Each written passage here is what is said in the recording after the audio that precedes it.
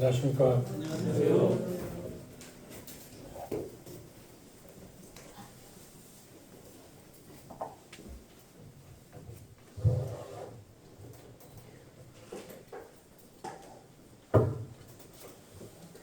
다 아는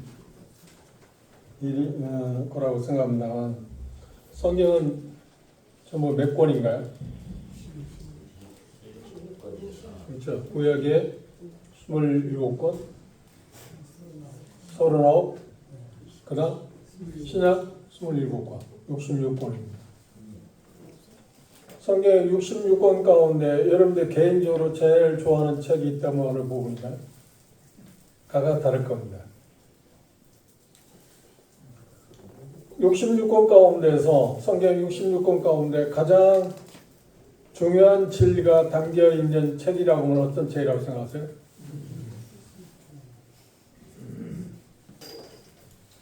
두 시간을 거쳐서 그 부분에 대해서 생각해 보고 싶습니다. 그건 바로 로마서입니다. 66권 가운데서 가장 성경의 핵심적인 진리가 담겨 있는 책이 어떤 거냐 할 때 주저앉고 대다수는 로마서라고 합니다. 로마서 중에서도 핵심되는 부분이 몇 장에 있을까요? 바로 8장에 있습니다. 그래서 이번 달하고 다음 달까지 로마서 8장에 있는 내용 가운데 가장 중요한 진리를 함께 나누고 싶습니다. 먼저 로마서 8장을 펴고 싶어요.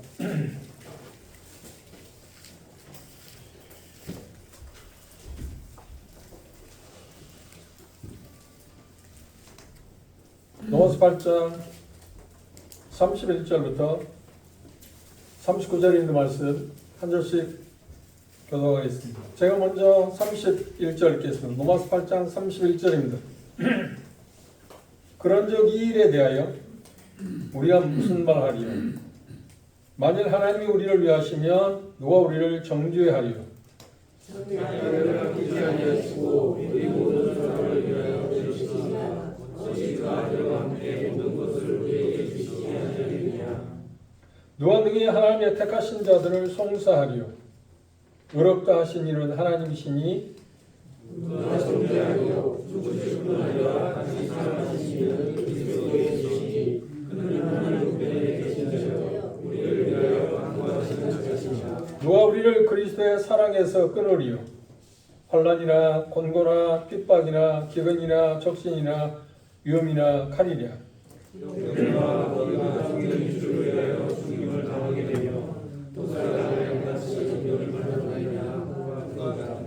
그러나 이 모든 일에 우리를 사랑하시는 이로 말미암아 우리가 넉넉히 이기느니라. 하나님이 사망이나 생명이나 천사들이나 권세자들이나 현재이나 장래이나 능력이나 함께 읽읍시다. 높음이나 기쁨이나 다른 아무 피조물이라도 우리를 우리 주 그리스도 예수 안에 있는 하나님의 사랑에서 그럴 수 없느니라.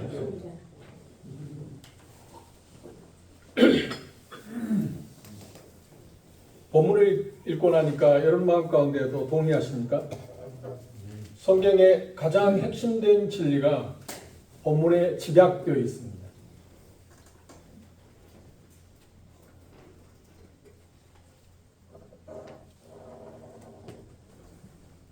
찬송 한번 펴볼래요? 219장 한번 펴보십시다. 이거 찬송가 219장.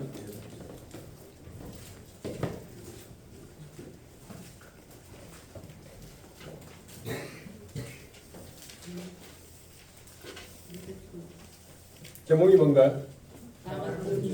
예, 나 같은 죄인 살리신. 한번 반주 없이 1절만 한번 해볼까요?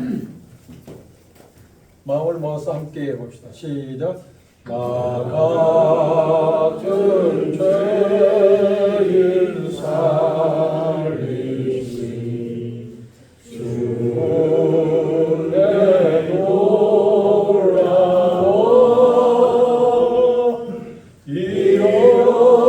잃었던 생명 찾았고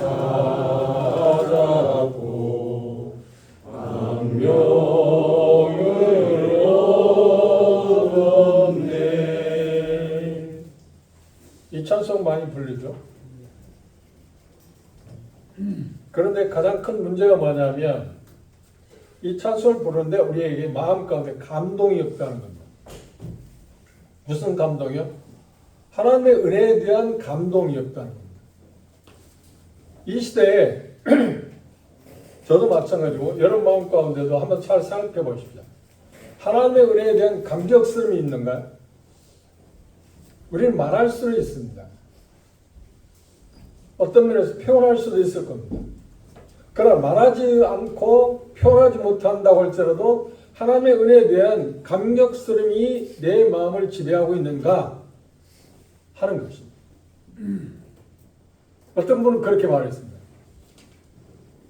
저는 그 부분에서 공감하는데 오늘날 거듭났다 오는 그리스도인의 삶 가운데 가장 큰 문제가 뭐냐? 회복해야 할 문제가 뭘까? 그건 바로 하나님의 은혜에 대한 감격을 되찾는 거다. 하나님의 은혜에 대한 감격. 그리스도인의 삶 가운데서 하나님의 은혜에 대한 감격을 상실하게 되면 모든 것이 잘못됩니다. 반대로 하나님의 은혜에 대한 감격이 우리 마음 가운데 가득 차게 되면 우리는 모든 것이 잘 됩니다. 문제는 어디에 있냐면 하나님의 은혜에 대한 감격스러움. 하나님의 은혜가 우리 마음 가운데 충만하냐 하는 그 부분입니다. 성경은 하나님의 은혜에 대해서 주관적인 은혜에 대해서 표현하기도 하고 객관적인 은혜에 대해서 표현하기도 합니다. 우리 일반적으로 그냥 하나님 은혜면 같은 거겠지 이야기하고 싶습니다. 그렇지는 않습니다. 성경을 정확히 보면 하나님의 은혜에 표현된 모습은 객관적인 은혜가 있고 주관적인 은혜가 있습니다. 처음 듣는가요? 하나님의 객관적인 은혜가 뭘까요? 객관적인 은혜라는 말은 쉽게 이야기하면 어떤 이론적인 문제입니다.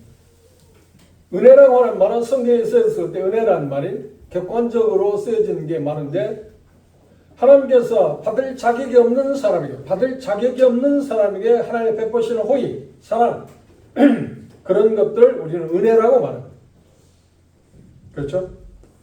에베소의 2장 8절 이하에 나온 것처럼 우리가 은혜로 말미암아서 믿음으로 말미암아서 은혜로 말미암아서 구원 얻었다고 할 때 우리가 구원받을 수 있는 자격이 없는데 하나님께서 거저 베푸시는 그 호의로 인해서 사랑으로 인해서 우리가 구원을 받았다고 말합니다. 은혜라는 단어의 의미는 받을 자격이 없는 사람에게 베푸시는 하나님의 호의, 그 은혜라고 말합니다. 그러면 은혜가 주관적이라고 할 때 어떤 거냐면 그 은혜를 받은 사람들에게 하나님께서 은혜로 말미암아서 그리스도인다운 삶을 살아가게 할 수 있는 하나님의 능력, 그게 주관적인 은혜입니다. 이게 대단히 중요한 이유가 뭐냐면 우리는 하나님의 은혜를 객관적인 은혜로만 생각합니다. 아, 우리 구원받았어. 나는 구원받았어. 그러면 하나님을 당연히 가겠지. 거기에 멈추고 있다는 거예요. 그게 하나님의 은혜가 객관적인 쪽으로 끝나는 게 주관적인 쪽까지 미치는 거예요. 그 주관적인 은혜는 하나님께서 우리에게 베푸신 은혜는 뭐냐면 구원을 이루어 가도록, 다시 말하면 정확히 말하면 칭의 문제뿐만 아니라 성화나 영화의 문제까지 미치게 하는 것. 그러니까 궁극적인 구원에 이르게 하는 것이 뭐냐면 하나님의 주관적인 은혜예요. 그렇다고 하면 로마서의 핵심 주제가 뭐냐면 하나님의 은혜가 뭐냐고 하는 것입니다. 1장을 한번 펴보실래요?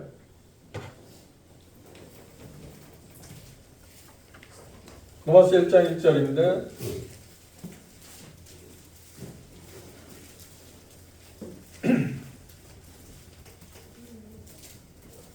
예수 그리스도의 종 바울은 사도로 부르심을 받았는데 하나님께서 바울을 부르신 이유가 뭐냐면 2절 주목해 보시면 계속 보시면 부르심을 받았는데 하나님의 복음을 위하여 택함을 받았다. 하나님의 복음. 로마서 핵심 주제는 하나님의 복음이 뭐냐고 하는 것을 기록해 놓았습니다. 그래서 성경 중에 39권 중에서 가장 중요한 진리가 되냐면 바로 로마서에 있다는 거예요. 물론 다른 서신에도 하나님의 복음에 대해서 말하고 있습니다. 그러나 하나님의 복음이 구체적으로 무엇인가에 정확히 말하고 있는 서신이 노아서밖에 없습니다. 하나에서 10가지 전부 다. 다시 말하면 객관적인 은혜뿐만 아니라 주관적인 은혜까지 구체적으로 나열하고 있는 서술하고 있는 것이 바로 노마서입니다.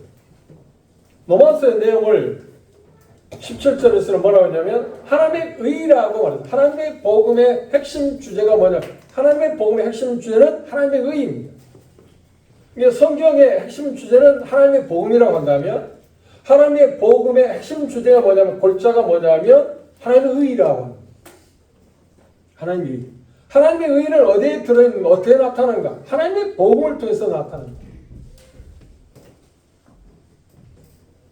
그렇다고 하면 모든 이단, 모든 잘못된 가르침이 하나님의 복음에 대해 정확하게 알지 못한 데서입니다. 하나님의 복음은 이렇게 중요합니다. 그 부분에 특별히 부분적으로는 갈라디아서 기자가 바울사들은 갈라디아 지에 있는 성도들에게 형제자매들에게 하나님의 복음이 어떤 것인가 하는 것에 대해서 그것이 훼손될 때 어떤 문제가 오는가에 대해서 구체적으로 이야기합니다. 그래서 심지어 뭐라고 하냐면 하나님의 복음 아닌 다른 복음을 전하는 사람들한테 저주를 받아요. 희망이 없다. 하나님 복음만이 하나님이 원하시는 것. 하나님의 복음의 핵심 뭐라고요? 하나님의 의의라고 했습니다. 그래서 그 서론적인 것을 이야기하고 나서 18절, 1장 18절부터 보면 그 하나님의 복음을 혜택을 받을 수 있는 사람이 누군가 하고 살펴보니까 모든 사람이 하나님의 복음을 혜택을 받을 수 있는 입장이 있긴 하지만 원칙적으로는 없다. 그 말이 모두 죄인이다. 모든 이방인들이 죄를 지었다. 노아서 1장 18절 이하에서 끝부분까지 이방인들의 특성이 뭔가요? 죄를 지었는 특성이 뭔가요? 하나님을 영원롭게 하지 않고 감사하지도 않고 하나님을 무엇을 바꿨다? 우상으로 바꿔놨다. 그래, 우상 숭배하는 사람들로 드러났고 그것이 죄다. 그래서 하나님께 그들에게 허락하는 건 뭔가? 그래, 너희들 마음대로 살아라. 그냥 그걸 어려운 말로 하면 유기라고 말합니다. 유기. 너희들 마음대로 살아. 버렸다. 정말 무서운 일입니다. 우리가 신앙생활을 할 때 두려워할 일이 뭐냐면 우리가 그리스도 안에서 삶을 살아갈 때 우리가 잘못하게 되면 징계를 받습니다. 그러니까 징계를 받는다고 하는 이야기는 뭘 말하냐면 하나님이 나를 아직 버리지 않았다는 말입니다. 그런데 징계에서 벗어나게 될 때 최고의 징계가 뭔가요? 사단이 내어준다. 출교를 시키지 않나? 그 말은 뭐예요? 그래, 네 마음대로 살아. 이것처럼 무서운 일이 없습니다. 그런데 우리는 출교 당하는 것에 별스러운 것 같지 않게 생각할 수 있잖아요. 아니요. 하나님이 유기인이야. 네 마음대로 살아. 그리스도이지만 네 마음대로 살아. 그러나 결과적으로는 네가 정말 구원받았다 하면 언젠가는 내가 구원할 거다. 그러니까 궁극적인 구원은 허락할 거라고 이야기합니다. 그러나 이 세상에 살 때 어떻게 네 마음대로 살아. 적기가 온다. 전혀 관심 갖지 않는다. 누가? 하나님. 구원받은 하나님의 자녀인데도 어떻게 그렇게 하나님 말씀? 그게 하나님의 공의입니다. 하나님의 성경 뭐라고 하냐? 그분의 경외심을 하죠. 하나님을 경외한다는 말이 무슨 말이야? 두려움으로 섭니다. 두려움을 가진 하나님에 대해서. 그래 시편 기자는 뭐라고 하냐면 하나님을 두려워할 만큼 두려워하는 사람이 없다. 한번 생각해 보세요. 우리가 살고 있는 이 세상에 자유민주주의 국가에서 그건 대단히 못선된 것입니다. 못선된 게 어떤 거냐면 대통령에 대해서 어떤 생각하는가요? 물론 그분이 지금 우리나라 대통령 윤석열 대통령이 뭐 과가 있고 덕이 있을 겁니다. 잘못한 거 있고 잘한 것도 있을 겁니다. 아무리 잘못 내가 내가 야당적인 기질이 있든 어쨌든 간에 그 상관없이 하나님께서 노아 13장에 보면 그를 누가 뽑았나요? 하나님이 세우셨습니다. 하나님이 세웠습니다. 우리 정말 조심해요. 그런데 하나님이 세운 그 사람에 대해서 하나님은 뭐라고 말씀하니까 디모데전서 2장 같은 그 사람을 위해서 특별히 기도해야 한다. 그가 잘났냐 잘못했냐가 중요한 게 아니에요. 그걸 무시하는 경향, 그건 누구를 무시하는 거야? 그를 뽑으신, 세우신 하나님을 무시하는 거 아닌가? 우리는 그 점을 생각해. 그런데 아무렇지 않게 생각하지 않나요? 그 불에 대해서 욕도 하고 그러잖아. 우리가 물론 잘못할 때 잘못했다고 말해야 하는 것입니다. 그렇죠. 잘못했다 말하는 것 같고 말하는 거 아니에요. 아무리 잘못했을지라도 그를 무시하는 것은 옳은 게 아니라는 거예요. 저는 야당, 여당 그걸 말하는 게 아닙니다. 하나님이 세운 사람에 대해서 지금 이야기해요. 누가 됐든. 대통령은 우리 국민에게서 무시당할 사람이 아닙니다. 무시해서도 아니고 무시받을 존재도 아닙니다. 그렇죠?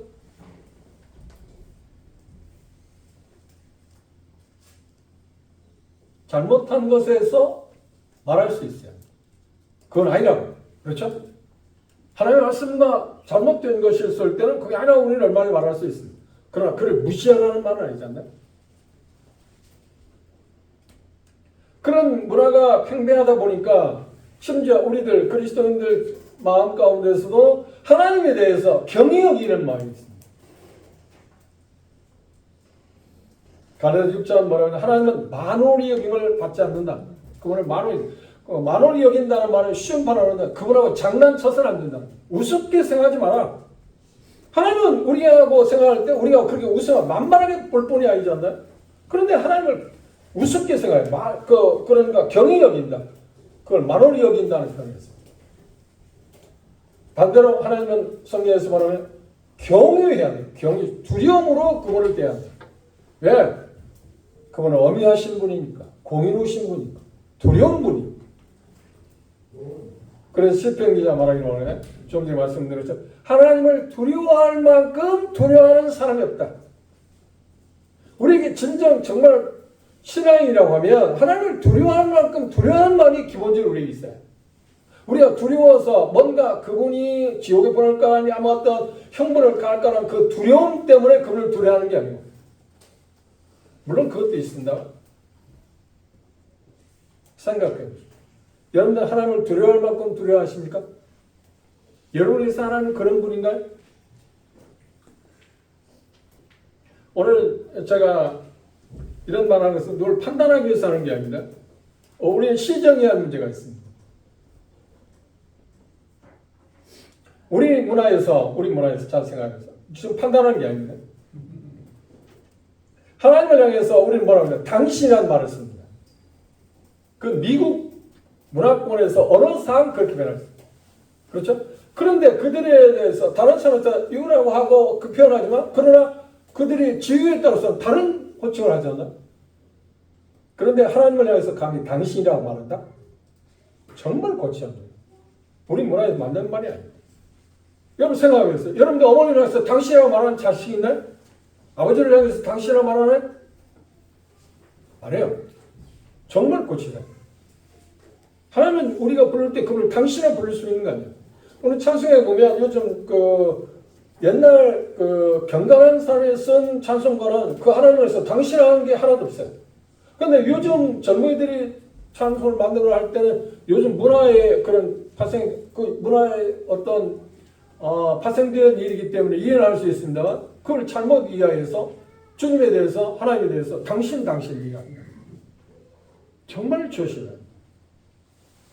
그렇죠? 물론 외국의 문화권에서 당신이라고 말할 때 존경하는 마음에서 볼 수도 있습니다. 예를 들어 성경에서 보면 요한 2장에 예수님께서 가나의 혼인잔치 갔을 때 마리아가 그 어머니가 그렇죠. 지금 30몇 년 동안 키운 어머니인데 어머니가 포도주가 떨었다고 할 때 예수님 뭐라고 했나요? 당신이라는 말을 썼어요. 여자라고는 말을 썼습니다. 그건 다 우리가 몰라서 그렇지. 예수님이 자기 어머니한테 여자야. 내 때가 이루지 않았다. 감히 어떻게 말해서 예수님이 이런 분인가? 그런데 그 당시 유대 문화에서는 가장 존경하는 언어가 그 단어입니다. 그걸 모르게 되면 문제가 되지 않아요? 그렇죠? 그럼 우리는 이런 부분에 대해서 참 조심해야 돼요. 그 말은 지금 같은 일맥상통하네요. 그런데 우리 문화에서 우리가 젊은 사람들이 생각할 때는 자연스럽게 하나님에 대해서 외국 문화가 왔기 때문에 당신이라는 표현을 자연스럽게 할지 모르지만 그게 하나님을 경외하지 않는 마음에서 그렇게 했다고 생각. 참 존경의 어떤 존칭으로 그런 단어를 사용할 것입니다. 그럼 앞으로는 그렇게 사용하지 마세요. 우리 문화에서는 그게 맞는 이야기가 아니에요. 그렇죠? 문화는 언어에서 시작됩니다. 언어가 잘못 이해된다면 우리의 소통에 문제가 있습니다. 대다수가 그 말을 사용할 때 이해할 수 있을지 모릅니다. 젊은 사람도 이해할 수 있을지 모릅니다. 그러나 성경적으로 생각할 때 그걸 받아들이기 어렵습니다. 말하고 싶은 건 뭐냐? 하나님을 정말 두려워하는 마음을 가져야 합니다.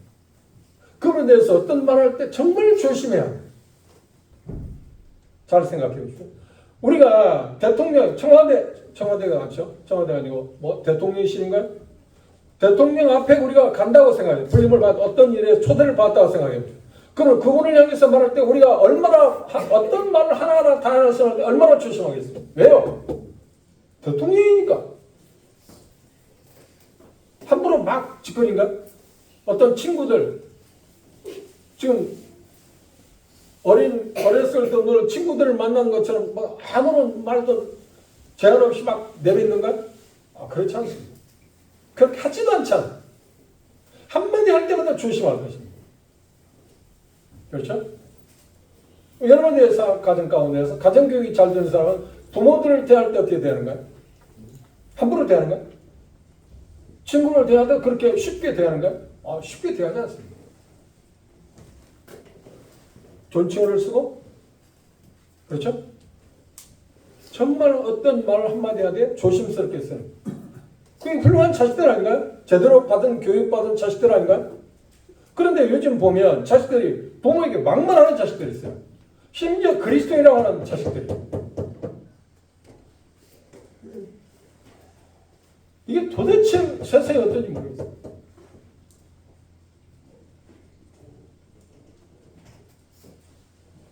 하물며 하나님을 향해서 우리가 그렇게 쉽게 어떤 말도 내뱉을 수 있을까요? 아니요. 그래서는 안 돼요. 항상 정말 성경에서 말하고 있는 거죠. 한번 잘 생각해보세요. 예수님에 대해서 예수 그리스도에서 돌아가시기 전에 그분에 대해 사용되어진 말은 그냥 인자 되신 분의 입장에서 성육신한 그분의 입장에서 볼 때는 예수님이라는 단어를 썼습니다. 그렇죠? 예수. 저는 종종 어떤 글을 읽을 때도 물론 객관적으로 믿지 아니하는 사람을 위해서 글을 썼기 때문에 그렇게 표현할지 모르지만 예수님이라도 않고 예수가 뭐죠? 예수가 어쩌다. 예수가 어쩌다. 이게 객관적인 어떤 쪽에서 그런 표현을 해. 그렇죠. 그건 제가 어떤 쪽이에요. 그런데 저는 감히 어떤 믿지 않는 사람을 위해서 글을 쓴다고 할지라도 예수가 어떻다고 하는 말을 쓸 수가 없다고 생각해요. 예수님이. 내 마음이 그래. 그런데 예수 그리스도께서 부활하시고 난 이후에 이제 교회가 시작되고 난 다음에 예수님을 위해서 예수님이라는 말 대신에 뭐라고 해? 주라고 하는 것입니다. 그리고 주라고 하는 말 우리 주 예수 그리스도 그렇죠. 꼭 여러분들 기도할 때 예수님의 이름을 그게 문제가 되는 건 아니에요. 그렇죠? 문제가 되는 건 아니에요. 그러나 더 합당한 말은 어떻게? 우리 주 예수 그리스도의 이름. 주라고 하는 것. 그분이 절대자다. 그분이 십자가에 못 가더라도 부활하시기 전에 보좌 앞에 앉으시기 전까지 물론 그분이 영광스러운 하나님이셨어요. 그렇죠? 성자 하나님이셨어요. 그런데 보좌 앞에 앉으심으로 속죄의 일을 다 완성했을 때 부활하시고 보좌 앞에 앉으신 다음에 그분은 뭐가 됐대? 주와 그리스도가 되게 하셨다. 누가? 하나님, 성부 하나님께서. 그래서 우리도 이제는 그분을 위해서 뭐라고 해요? 그래, 주라고 말해요. 그렇죠? 주라고. 물론 세계 유명한 교사들 가운데 존 메가더라는 분이 있습니다. 그분이 구원이라는 뭔가 주제권 복음을 썼을 때 왜 썼냐면 예수 그리스도를 예수님 구세주로 알고 있지 그걸 주라고 받아들이지 않는다. 그래서 삶이 변화가 없다. 그런데 그분은 제가 생각할 때 너무 한쪽 편에 편향되어 있어요. 예수 그리스도 구세주, 예수 그리스도께서 예수님이 구세주라는 의미를 표현하고 있다면 예수님 그러니까 구세주라는 말을 예수님이 구세주라는 것을 믿음으로 구원받을 수 있지 않나요? 그런데 그분은 그렇게 말하죠. 그렇게 해서는 구원 못 받는다. 그걸 주라고 인정해 말이야. 너와 십자에 있는 것처럼. 그런데 사도행전을 보십시오. 수많은 분량에서 그분이 구세주라고 해요. 그 양면성이 있어요. 그렇죠? 우리 가운데 누가 예수 그리스도를 믿는 지금 복음을 들은 사람들은 모르겠지만 그걸 전하기도 하니까 저 초기에 예수님에 대해서 할 때 그분이 구세주였지, 우리의 죄 문제를 해결해 주신 분이지, 우리 주라고 하는 말까지는 가지 않았잖아요. 구원 받고 나서 이제 살다 보면 잘하다 보니까 아, 그분이 주님이시구나 아는 거 아닌가요? 그렇죠?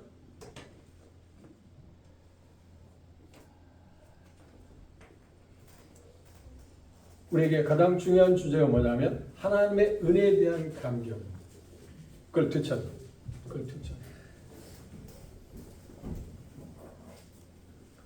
마태복음 20장에 보면 포도원 품꾼에 대한 비유가 나와 있습니다. 포도원 품꾼의 그 비유에서 그 먼저 온 사람들의 가장 큰 문제점이 뭐였냐면 그래 바로 하나님의 은혜에 대한 감격이라고 했습니다. 한번 배경을 볼까요? 다 지금 먹고 살기 어려웠습니다. 우리나라 IMF 터진 것처럼 일터는 한정되어 있습니다. 그리고 지금처럼 달라서 그 당시는 2000년 전에는 매일 일해서 먹고 그것으로 호지책을 해야 할 그런 형태, 대다수는 말입니다. 그런데 일꾼은 넘칩니다. 일할 장소는 한정되어 있습니다. 그런데 어느 날 그 포도원 주인이 여러분에게 와서 오늘 우리 포도원에서 일해 주십시오. 하루 일하면 한 페널을 주겠습니다. 그건 특혜라니까 그 사람이 포도원에 자기가 나 말고도 얼마든지 넘쳐있다 일꾼이요. 내가 어떤 특별한 기술을 갖고 있는 게 아니라 나를 필요로 하는 게 아니라니까. 그런데 먼저 온 사람들 의식이 뭐라고 했어요? 뭐를 의식을 했어요? 내가 어떤 대단한 사람인가 보다. 그러니까 나를 불렀지. 우리 포도원에 그 주인이 나를 부르고 나에게 그런 자리를 주었지 생각했다. 아니요.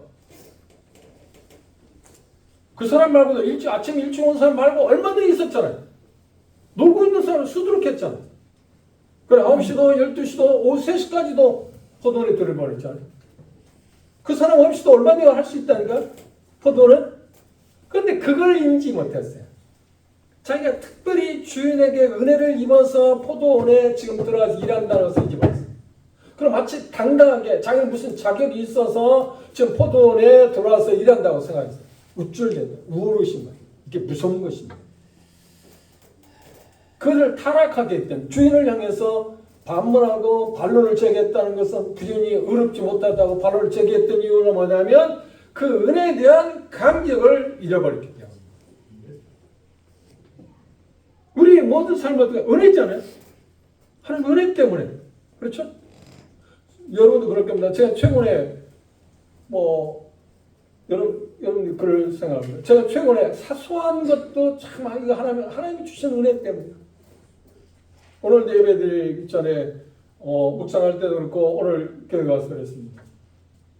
쉬운 예라면 제가 예수 그리스도 그러니까 예수 그리스도를 통해서 하나님을 만나게 주지 않았으면 만나게 해주지 않았다. 오늘 제가 그 묵상할 때 예배 시간 묵상 제가 이런 옷을 이 좋은 옷을 입고 살 수 있을 거라고 생각하십니까? 여러분 생각할 때 더 좋은 옷을 입을 수 있었죠. 그런데 제가 저를 볼 때는 이 좋은 옷도 제가 하나님의 은혜를 입었기 때문에 온 선물이에요.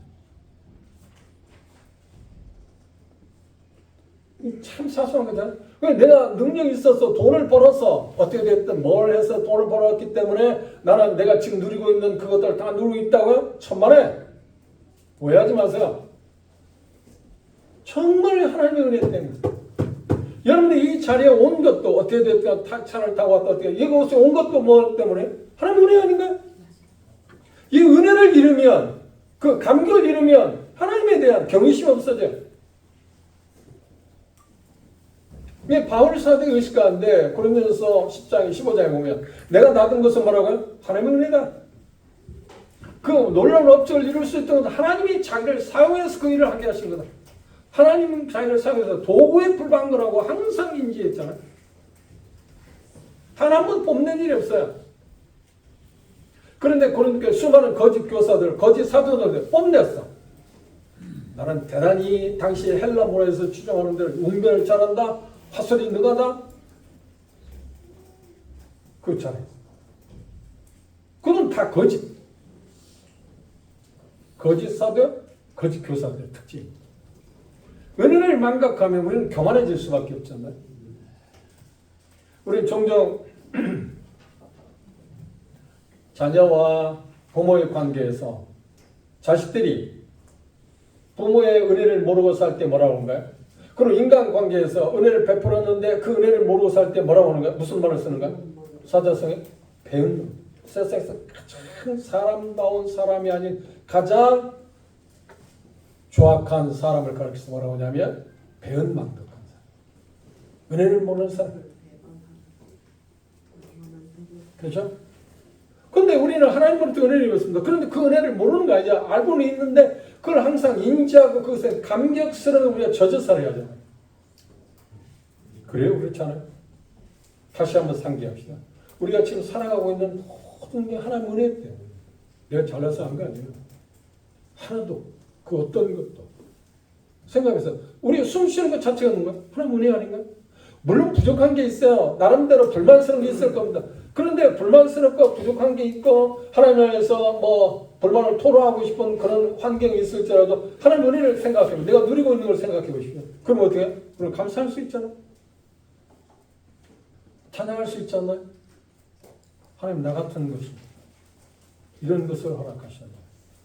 나에게 이런 것도 허락하셨나요? 그죠? 이게 대단히 중요한 이야기입니다. 아무리 강조해도 부족한 게 뭐냐면 하나님의 은혜에 대한 감격성을 우리가 상실해서는 안 됩니다.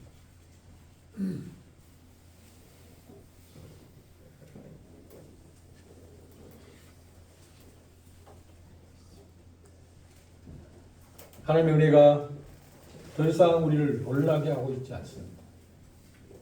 우리는 찬송 부르지 않나요? 놀라운 하나님의 은혜라고. 그런데 신앙 우리의 삶을 더듬어 보십시오. 하나님의 은혜가 나를 놀라게 하고 있나요? 하나님의 은혜 가운데 우리가 충만한가요? 그건 다르지 않나요? 하나님의 은혜를 놀라워하지 않는다는 것은 무엇인가요? 하나님의 복음. 다시 말하면 예수 그리스도를 통해서 우리에게 허락하신 그 놀라운 선물에 대한 가치를 어떻게 하는가요? 가소평가하고 있다는 거예요. 아니면 그에 대한 이해가 부족하다는 말이에요. 여러분들 예수 그리스도의 은혜에 대해서, 예수 그리스도에서 하나님의 은혜에 대해서 하나님의 복음을 듣게 될 때, 믿게 됐을 때 드러난 유일한 증거가 뭔가, 열매가 무엇이었나요? 그 하나님을 이해했잖아요. 하나님의 은혜. 그리고 그 감격스러웠잖아요. 그래서 감사했잖아요. 그리고 찬양했잖아요.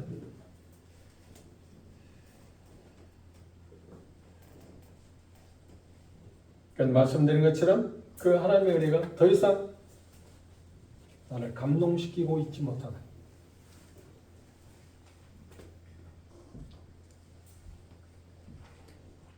그래서 우리는 하나님의 은혜가 얼마나 놀라운 것인지를 새롭게 깨달아요.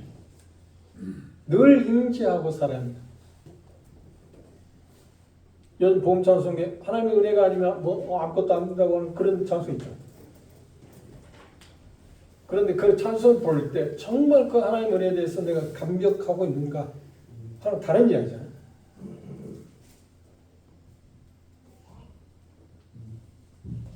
하나님의 은혜가 놀랍게 여기기 위해서, 다시 말하면 하나님의 은혜에 충만하기 위해서는 하나님의 복음, 우리 영적 속바에서 자유롭게 됐다는 사실을 계속 묵상하는 것입니다. 내가 어디에 어떤 사람인데 나를 구원하셨는가? 그리고 내가 어떤 사람인데 나에게 이런 것을 누리게 하셨는가? 내가 어떤 사람인데 나를 이렇게 변화시켰는가? 이 하나님 복음의 능력 아닌가요? 그럼 뭘로 설명할 수 있습니까? 그렇습니다. 하나님 은혜. 그런데 이 본문에서 보면 역사적으로 사단은 집요하게 우리를 공격하는데 뭘 공격하냐면 하나님의 은혜를 누리지 못하고 구원받지 않는 하나님의 은혜가 무엇인지 모르게 하고 구원받은 우리에게는 하나님의 은혜를 누리지 못하게 하는데 사단의 초점이 거기 맞춰 있어요. 우리가 실패하는 이유는 어디에 있어요? 우리가 그리스도인으로서 그리스도인 삶을 살아가지 못하는 어디에 있어요? 하나님의 은혜를 사단이 누리지 못하게, 그 은혜가 무엇인가를 우리로 하여금 정확히 알지 못하게 하는, 인지하지 못하게 하는 게 사단의 가장 큰 공격입니다. 우리는 다른 데서 사단의 공격을 찾아서, 물론 여러 면에서 공격을 합니다. 우리를 죄를 지켜야 한다? 그것도 사단의 공격이죠. 그러나 죄를 지켜 되었을 때 하나님의 은혜를 알게 되면 어떻게 해요? 바로 회복되지 않나? 근데 하나님의 은혜를 모르게 될 때, 하나님의 은혜를 모르게 될 때, 우리는 하나님의 은혜를 누리지 못해요. 그럼 하나님의 은혜를 누리지 못한다는 말은 구원의 즐거움이 없죠. 평안도 없죠. 안식도 없죠. 자존감도 없어지죠. 죄책감이 있어요.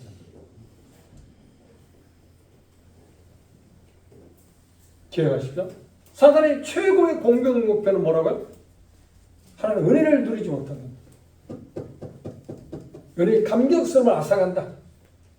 구원받은 사람에게는 똑같잖아요. 하나님의 은혜를 모르게 구원받을 수 없잖아.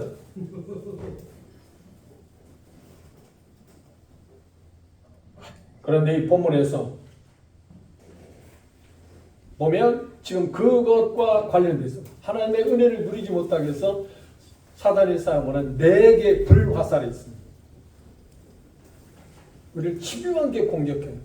이 4개의 불화살을 우리가 당해낼 수가 있다면, 견뎌낼 수 있다면 우리는 정말 그리스도인 삶을 살 수 있습니다.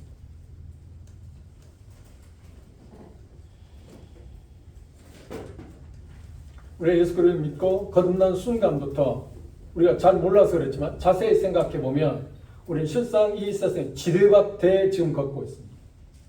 그런데 우리가 구원받았을 때, 저도 그렇습니다. 여러분도 마찬가지입니다. 구원받았을 때 모든 것이 잘 될 것 같잖아요. 마치 무지개를 타고 가는 것처럼. 물론 그렇게 느낄 수도 있어요. 그게 문제가 되는 거 아니에요. 그러나 자세히 보면 우리는 세상에 지뢰밭에 있습니다. 발을 한번 잘못 디디면, 그렇죠, 팔이 날아갈지 다리가 날아갈지 모르는 그런 상황 가운데 우리가 살고 있습니다. 그렇죠. 이 세상은 수많은 덫이 있습니다. 사단은 수많은 젖을 놓고 덫을 놔서 우리는 올무를 놔서 그 올무에 의해서 우리가 그리스도인다운 삶을 살아가지 못해요. 그래서 결국은 뭐예요? 구원의 즐거움 없이, 평안도 없이, 기쁨도 없이, 만족감도 없이 죄책 가운데 살아가게 한다니까. 그게 사단의 목표예요.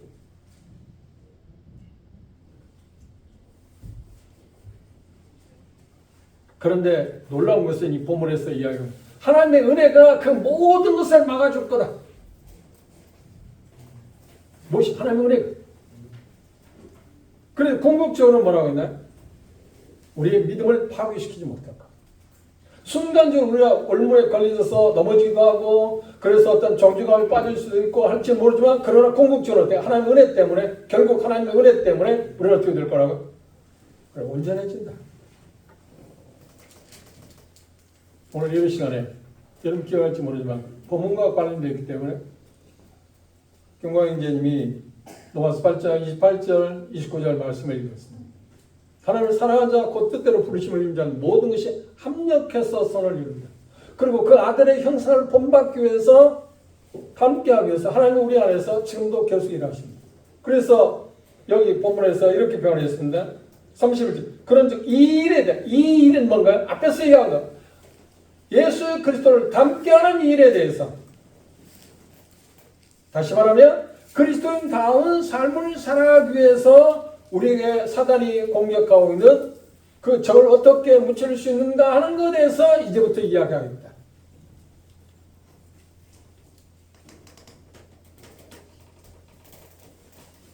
에베소 6장 11절에서 16절에 있는 말씀 보면 사단이 우리의 영적 전투장에 지금 있는데 구원받은 사람들은 전쟁터에 있다. 우리는 평화롭게 살 수 있는 사람이 아닙니다. 제가 최근에 전에 달리 새로운 것에 접근할 수 있었습니다. 예수님께서 이런 표현을 했습니다. 너희들이 나를 따르려면 십자가를 지고 나를 쫓아라. 그렇죠? 십자가를 진다는 말이 뭘까? 예수 그리스도의 십자가를 지고 가셨다는 말은 우리는 단순히 우리 내 모든 죄를 담당하기 위해 십자가를 지셨다고 하는 것만 생각하지 우리의 삶이 십자가를 지는 삶이라 예수님의 삶을 살아가는 형태에서 우리가 벗어날 수 없다는 것을 우리가 기억 못하는 것입니다. 십자가는 뭔가요? 고통입니다. 고난입니다. 우리 이 세상에서 아버지 집에 이르기까지는 어떻게 됐든 육체적으로든 정신적으로든 어떤 관계적인 어떤 모습에 대해서 간에 우리는 고통 가운데 살아갈 수 있습니다. 그런데 놀라운 것은 하나님의 은혜 가운데서 그 고통 가운데서 예수님께서 어떻게 했다? 여전히 메시아였어요. 왕이셨어요. 그러니까 그 말은 뭐냐? 고통을 당하셨지만 느끼는 것은 고통을 당하셨지만 그분의 삶 가운데 고통이 아니었다는 거예요. 그것이 문제가 더 이상 되지 않았다. 그게 하나님의 놀라운 능력입니다. 복음의 능력, 은혜라고 하는 것입니다. 여러분도 경험했을 겁니다. 하나님의 은혜를 누리게 되면 하나님의 은혜가 충만하면 하나님의 은혜가 충만하지 않을 때 고통이 100이었다고 생각해 보십시오. 그런데 똑같은 고통이 100이라고 하는 그 고통이 은혜가 충만하면 고통을 100으로 느낄까요? 아니면 10이나 5이나 아니면 0으로 느낄까요? 그게 하나님의 능력이라니까. 0으로 느끼고 10으로 느끼고 이거 별로 대수롭지 않게 생각한다. 그 말은 뭐냐면 그 가운데서 감사할 수 있게 된다는 거예요. 여러분 그 경험을 하지 않았나요? 그렇죠. 그 자체로 볼 때 절대 감사 안 나오고 찬송이 안 나오는데 하나님의 능력, 하나님의 은혜가 내 마음을 지배하다 보니까 어떻게? 감사돼요. 그걸 보면 사람들이 미쳤다고 할 수밖에 없잖아요. 네? 저 정신 이상이야. 이 성경 보면 지금 슬퍼야 할잖아요. 왜 안 슬퍼요? 그게 가장 특이한 사항이 뭔가요? 그리스도인들이 장례 십자가에 가고 싶어요. 그리스도인들의 장례 십자가에 가면 슬퍼하는 사람이 있나요? 물론 순간적으로 그렇죠. 이제 인간적인 관계 그러니까 결별했기 때문에 다시 천국에서 만나겠지만 잠시 결별했기 때문에 그 가운데서 슬픔이 있잖아요. 그래서 데살로니가서 4장에서 뭐라고 이야기했냐면 그랬죠. 소망이 없는 사람들처럼 슬퍼하지 말아야 돼. 슬퍼하지 말라는 이야기 아니라 소망이 없는 사람들처럼 슬퍼하지 말라는 거예요. 그렇죠? 그 차이를 아시겠습니까? 장시장 가보세요. 형제자매들이 소천을 나왔을 때 부모님들 소천도 마찬가지고 장시장 소천을 가보시고 소천째 가보시고 일제에 가보시고 슬퍼한가? 슬퍼하지 않아요. 이상하지 않나요? 그걸 볼 때 뭐라고요? 저 사람들 이상하다고 할 수밖에 없어요. 인간적으로 볼 때 저 사람 미친 사람들 아닙니까?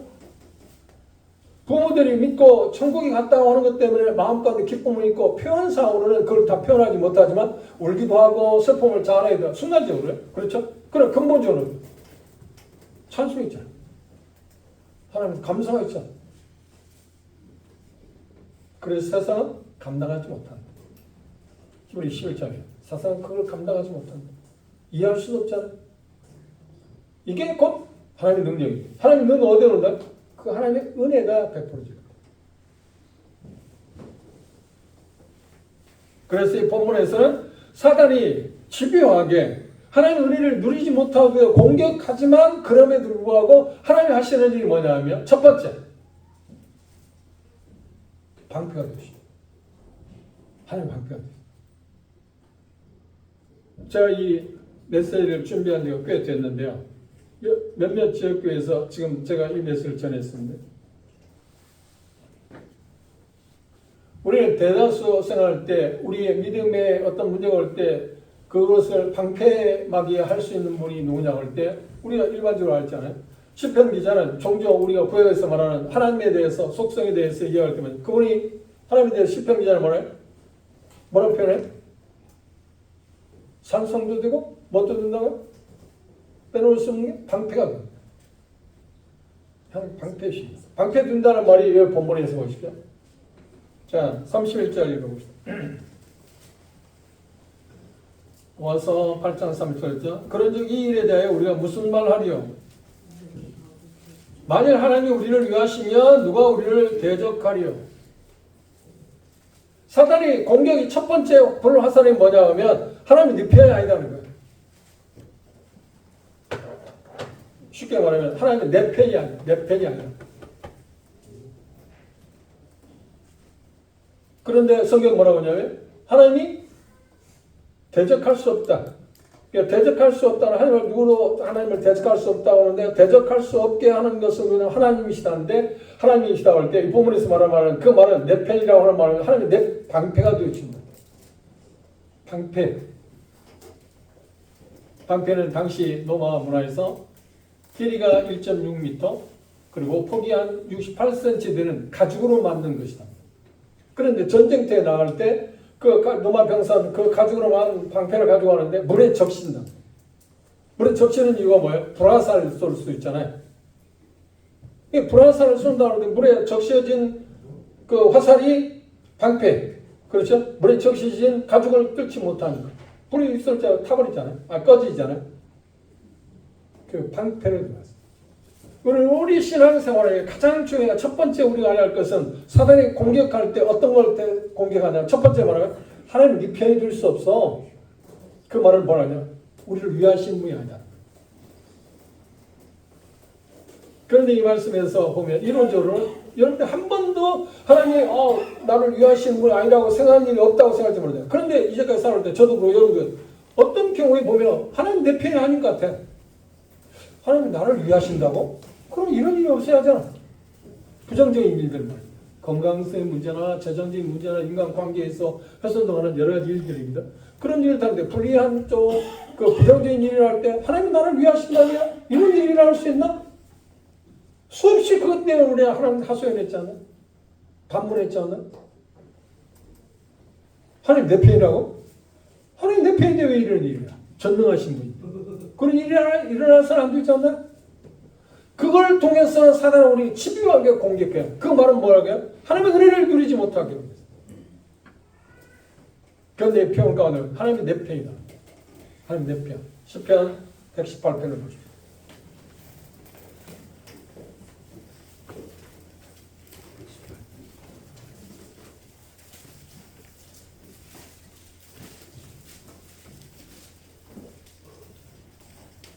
(6절입니다) 시편 118편 118편입니다. 6절에 보면 여호와는 내 편이시라 내게 두려움이 없나니 사람이 내게 어찌할꼬 여호와께서 내 편이 되사 나를 돕는 자 중에 계시니 그러므로 나를 미워하는 자에게서 보호하시는 것을 내가 보내.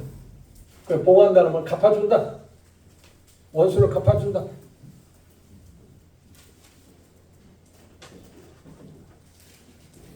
그럼 어떤 때 우리 마음 가운데 하나님은 내 편이라고 느끼시는가요? 잘 될 때. 긍정적인 일을 할 때, 하나님 내 편이시니까, 하나님 내가 쉽게 말하면 주제들 만나 하나님 내게 은혜를 베푸시니까 내가 이걸 누리고 있지. 이것도 받고 있어. 이런 선물도 있어. 이런 것도 있어. 그래. 그래서 부정적인 일을 할 때는 어떤가? 하나님 내 편이 아닌가? 바꿔 말하면, 이 말씀, 하나님 나를 위하시는 분 같이 느끼지 않아요. 이게 신앙생활 가장 큰 갈등이 많은 점 아닌가요? 그럼 물어보세요. 오늘 현재 하나님이 여러분들 위하시지 않는다고 하는 부정적인 것들이 있나? 보십시오. 우리가 삶을 살아갈 때 뭔가 기대했던 대로 어떤 게 잘 안 돼. 그리고 건강성에 어떤 문제가 딱 발생했다고 해보세요. 그때 하나님이 나를 위하신다고 생각할 수 있을까? 아니야. 그걸 보면 하나님이 나를 위하시는 것 같잖아요. 하나님이 나를 위하신다면 그걸 내게 허락하지 않아야잖아요. 내가 모아서는 안 되잖아요. 어떤 손해를 보게 해서는 안 되잖아요. 그런데 우리 삶을 살 때 세상에 손해보는 일 있고 내가 생각하지 않는 수많은 부정적인 일들이 일어나죠. 그걸 갖고 사단은 집요하게 하나님이 너를 위하시다면 이게 있겠어? 라고 공격한다는 말. 신뢰는. 아담 하와를 공격할 때 하와에게 하나님께 그 사단을 어떻게 공격했나요? 이렇게 공격했어요. 창세기 3장 자세히 보시면 야 하나님이 너희를 위한다면 선악과를 왜 못 먹게? 동산의 모든 나무를 먹으라고 했잖아. 그런데 왜 선악과를 못 먹게? 너희를 위하신다면. 그 말을 들으니까 하와가 어떤 생각을 했어요? 이상하네? 왜 그걸 빼놨지? 하나님의 의중을 모르고.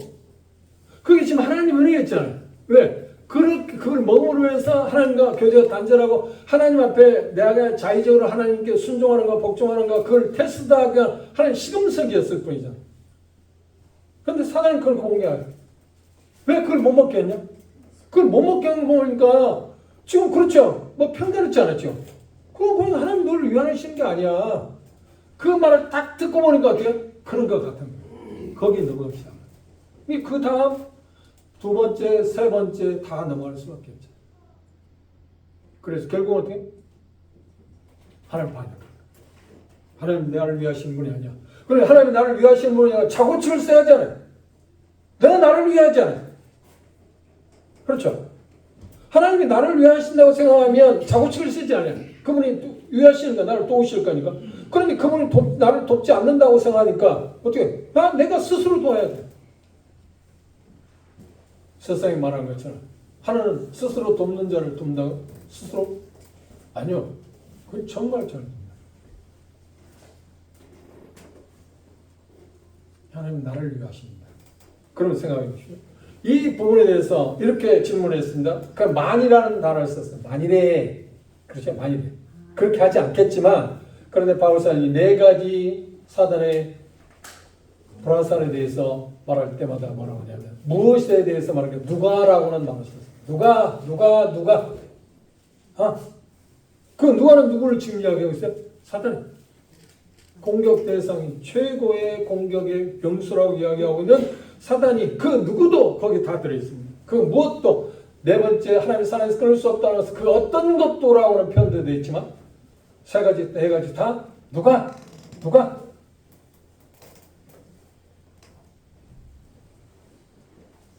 하나님 우리를 정말 위하신다고 하는 것은 그런 부정적인 삶이 어떤 것이 올 때도 하나님 그래도 나를 위하신다고 하는 것을 확신할 수 있는 것이 무엇인가? 하나님 여기서 말씀을 제시했어요. 뭐라고요? 그 아들을 예수 그리스도에서 나를 대신해 십자가에 내어준 것을 보면 하나님이 나를 위하신다는 것을 확신할 수 있다. 읽어봅시다.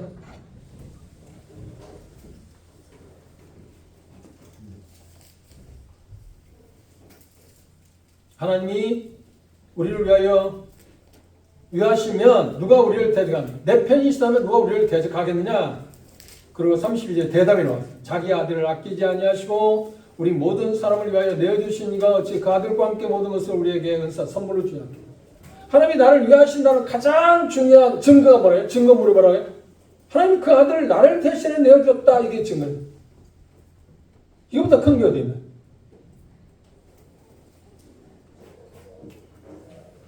그래서 이 말씀을 항상 기억해요. 30년. 하나님에 대해서 의심하고 하나님이 나를 위하시지 않는다는 생각이 들 때마다 아니야. 하나님의 아들 되신 예수 그리스도를 나를 위해서 내어주셨잖아. 그게 답이라니까요. 은혜로 돌아가는 거예요. 은혜로. 다시 무슨 말 하겠죠? 그 은혜잖아. 하나님이 그 아들을 나를 대신 내어주시면 은혜잖아. 하나님 은혜잖아. 내가 뭐 잘한 거 있어? 뭔가 나에서 받을 만한 게 있어서 그렇게 하신 거예요? 아니 아무것도 없었어. 그 은혜. 기억하십시오. 우리 신앙생활 가운데 가장 큰 불화사는 뭔가요? 뭐냐고요? 하나님 나를 위하시지 않아요. 내 편이 아니다. 이게 우리의 삶 가운데 그리스도의 삶 가운데 가장 많은 문제, 가장 큰 문제가 여기에서 파생됩니다. 그런데 거기에 대한 답은 뭐라고요? 하나님 은혜를 생각합니다. 하나님 은혜가 뭐라고요? 하나님께서 그 아들을 아끼지 않고 나를 대신해 주셨다. 그리고 또 반문하기를 뭐라고요? 그렇게 하셨는데 그 아들을 내어주셨는데 그 이후에 다른 것은 부수적으로 안 주겠느냐? 그죠? 이 말씀을 붙잡읍시다. 다시 말해 은혜의 감격, 은혜를 붙잡아요. 이것만이 하나님 내 편이시다는 것을 부정하지 않습니다. 그래서 어떤 상황에서는 감사할 수 있어요. 그리고 어떤 상황이 부정적인 일이 일어났으면 그건 순간이잖아요. 그리고 이 세상 오래 갈지도 모른다. 그러나 궁극적으로 그게 우리를 지배하는 거 아니요. 그분이 오시면 다 해소되지 않나? 시차만 있을 뿐이지. 하나님 은혜를 기억합시다. 그 하나님 은혜 두드러진 게 뭐라고요? 그 아들을 아끼지 않냐고 나를 위해서 내어주신 그 하나님. 그것이 하나님 내 편이다. 나를 위하신다. 나의 방패다. 정말 하나님이 나를 위하시지 않는다는 그런 상황이 접할 때마다 이 말씀을 기억하십시오. 그래서 32절을 외우시면 도움이 됩니다. 외우시지 못한다 할지라도 어떻게 하나님이 나를 대신해서 그 아들을 내어주신 걸 보는데 그래도 내가 하나님이 나를 위하시지 않는다고? 아니야. 그 믿음으로 사단의 화전을 물칠 수 있습니다. 오늘 첫 번째, 누가 우리를 대적하겠냐? 그 말은 뭐예요? 하나님이 위하시냐? 나를 내 편이 아니라고. 하나님이 나를 위하시는 분이 아니라고. 누가 말할 수 있겠느냐? 말할 수 없다. 근거가 없다. 그런데 나를 위하신다, 내 편이라는 확실한 증거가 뭐냐? 하나님 그 아들을 나를 대신에 내어주신 거라고. 그보다 더 확실한 증거가 있나? 그보다 더 큰 게 있나? 결론은 하나님의 은혜를 기억하는 것입니다. 기억합시다.